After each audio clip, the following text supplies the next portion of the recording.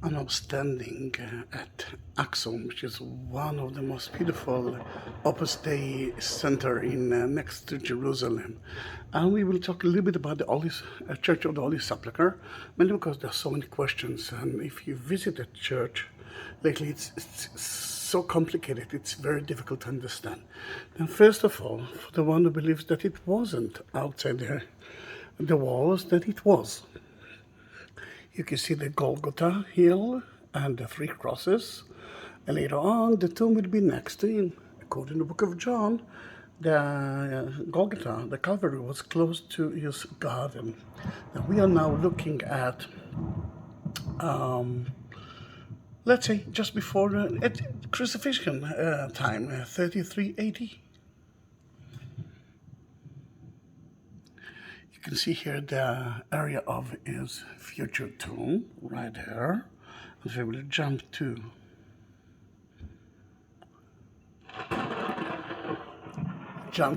let's say, after his crucifixion. You can see the area of the tomb, and the crosses were already gone. Later on, St. Helen will find it here. At 135, Adrian arrived to that area, and what you can see here is almost nothing. At 135, at the same time, same year, he built on top of the church a Roman temple. He changed the name of Jerusalem to Alina Capitolina. Then here it is, you can see the temple that was built on top of the Golgotha and the tomb of King Herod. That's a Golgotha area.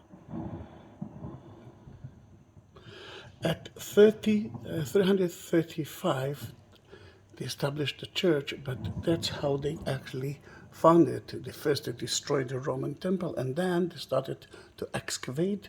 They found crosses, and they started to build the church itself. And if we are reaching to the 4th century, this is the church according to Constantine.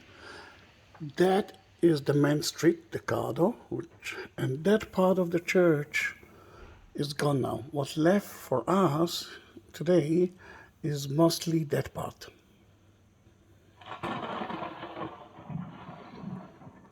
If you look at the church itself, you can see that the tomb was under that dome, and outside it, you could see the Golgotha. Here it's, right, after that, as we saw it from the outside, and that inner cut of it. It's been destroyed by the person at 7th century, 614. And then the Crusaders built a church here, and we're talking about 11th, 12th century. And what you see today is mainly here. You can see the entrance to the church. The tomb will be just down under, and the Golgotha is here. Let me show it to you again. You can see the tomb and the Golgotha. Let's continue with it.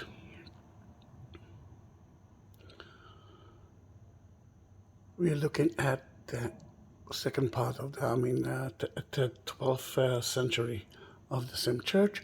The tower is still on. It actually collapsed. That part is gone.